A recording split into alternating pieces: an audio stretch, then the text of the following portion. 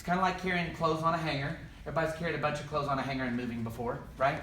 So when you carry clothes on a hanger, there's not room for all four of your fingers. There's only room for a couple, and your two strongest fingers are your middle finger and your ring finger. You know, so suddenly we're holding like this. But the hand, the little hook, is a little uncomfortable for you to act like your pinky and your index finger are going to be outside. So you let them overlap over your two middle fingers typically when you're carrying like that, right? So her pinky is still inside the connection because you do not want your pinky to be outside. That's a really good way to get your pinky broken off, okay? Like for real. So the pinky kind of rests on top of her ring finger. It's very relaxed. She's not using it, and she's certainly not forcing it down as part of the handle, which a lot of ladies do. You'll just kind of push your pinky in there to make it part of the handle. As soon as you do that, that means that the little lip that the guy had to connect to you is forced underneath your fingers, and once again, we're losing hands. Right? So we need to keep that curled. The index finger is just soft and relaxed, and it rests on the tips of my fingers. But we want a closed connection where the pads of my fingers are on the side of her fingers, and the pad of her fingers is on the side of the finger, right? Instead of underneath. Not underneath, on the sides. Let's think about like when we do a prep, right? So when we do a prep, I'll turn this around so I can see it. When we do a prep, I go like this one, and I prep her to that wall on two. And I've got to catch her at the end of the prep, right? So if my fingertips that are now pointing at the ceiling were flat the way most guys are offering it, what's stopping her? Are you with me? That's the only thing that I have on my person that's on that side of the connection. Just my fingertips. That's all I've got to catch her with, right? So I just keep my fingers more curled. She feels that connection, and I get to use it, right? Hand hold changes. When we go like this, she'll pick her hand up and allow me to roll over in the same real estate, where oftentimes when I pick up for an underarm turn, the girls are forcing the men to roll down to the palm. Some of you guys do it too. It's not like you don't do that as well. Because some of you guys pick that up and you go to the palm automatically, not even knowing you're doing it, and then now you're in the palm instead of fixing it. We're both so interested in finding that real estate. Let's find it. Oh, we're both so interested in finding that same real estate. And then I change hands. Oh, she's interested in finding that real estate, right? And I change that, oh, and she's just as interested as I am in finding that real estate. And suddenly I feel comfortable, she feels comfortable with what we might be leading from there, right? We talked about how you ladies in a perfect world are deciding how heavy the connection is. So if the guy literally goes like this and stops moving through space and his hand stops moving on four, then you ladies are deciding how heavy you want that to be on that end, right?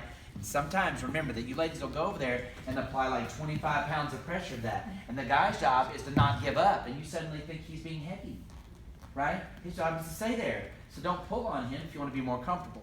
I would say go as far as to say that you ladies should plan on being closer to the dude on the four of every 6-count pattern in your life.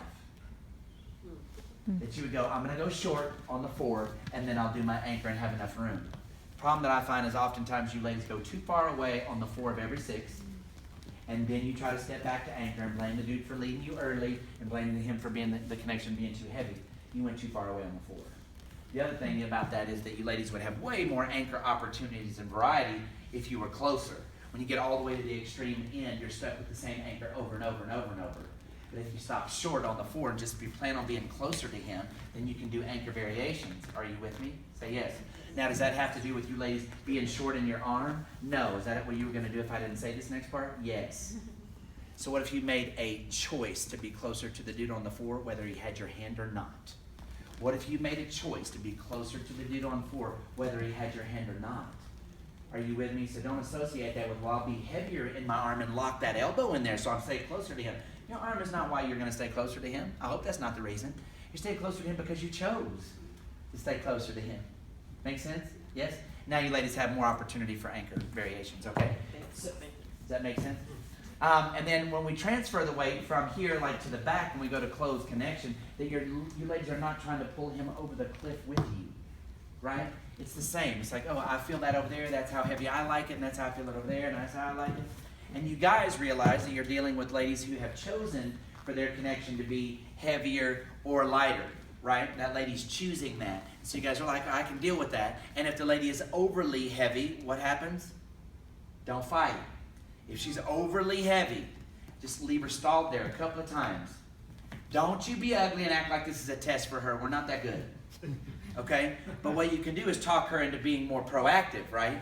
So suddenly I'm not going to fight. I'm just not going to fight. I'm just not going to fight. That girl doesn't want to travel. Okay, well, it's her prerogative. She doesn't want to travel. Okay. And you can't be going to teach a lesson out there when you're social dancing because they don't like you.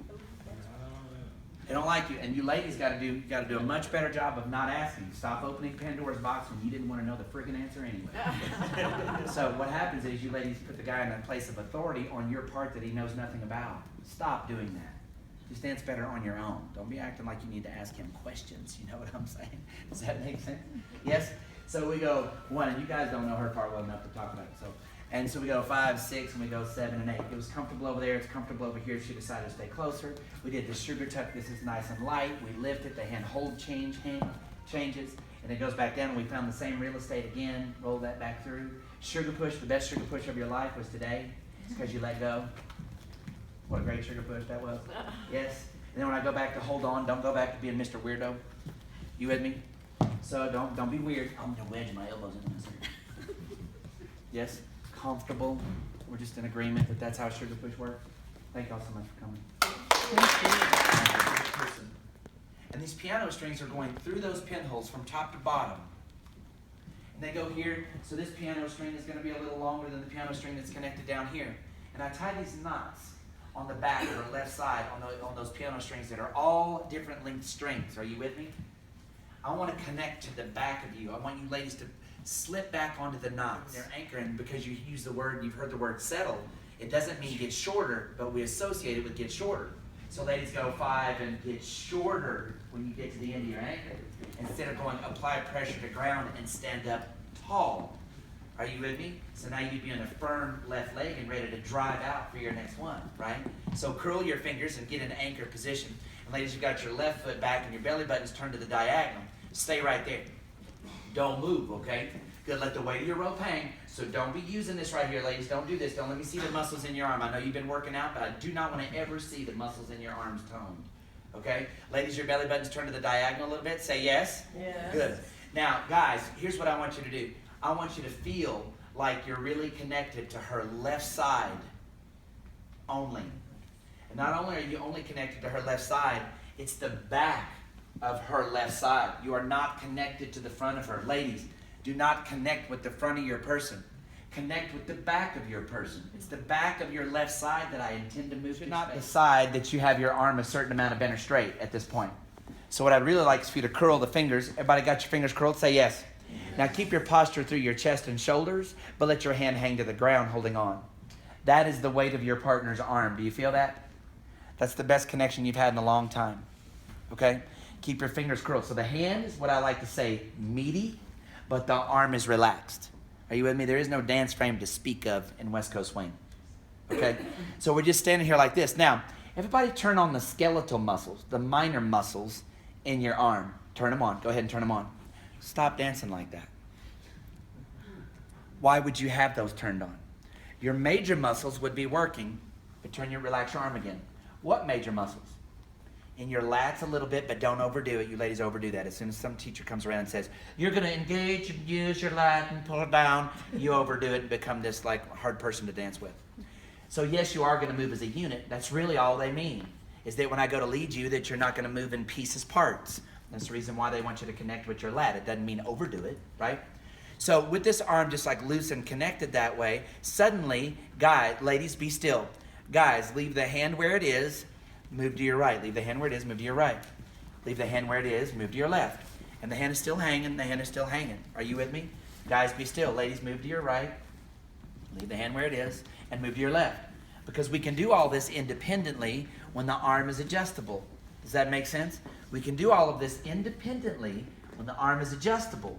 But if we go dance frame, turn on your skeletal muscles. And now, guys, move to your left. She takes it as a lead to move sideways. You know what I mean? Because I got all these little tiny muscles working for no reason. So you got your lat working and you got your shoulder working. Now check this out. You don't want to do this either. Here, I want to be soft. You can't give up the shoulder.